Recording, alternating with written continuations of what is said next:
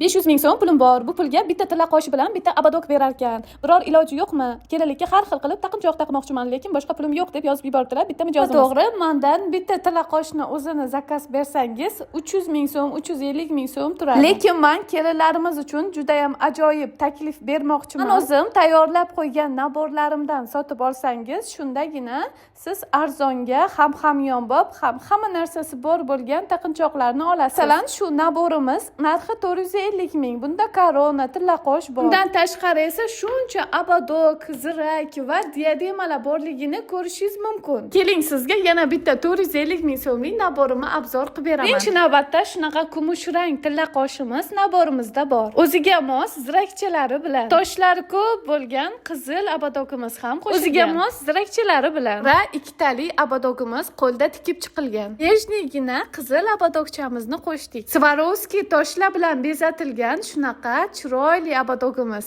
Ulardan tashqari shunaqa chiroyli nejniy abadogcha ham qo'shdim. Tangachali diademamizni sovg'a tariqasida qo'shib qo'ydim. Mana shuncha taqinchog'imiz nabor holatida. Shunday sotib olsangiz 450 ming so'm, 500 ming ham bo'lgani yo'q. Bu naborlarni zakaz berib kutishingiz shart emas, qo'limda bor.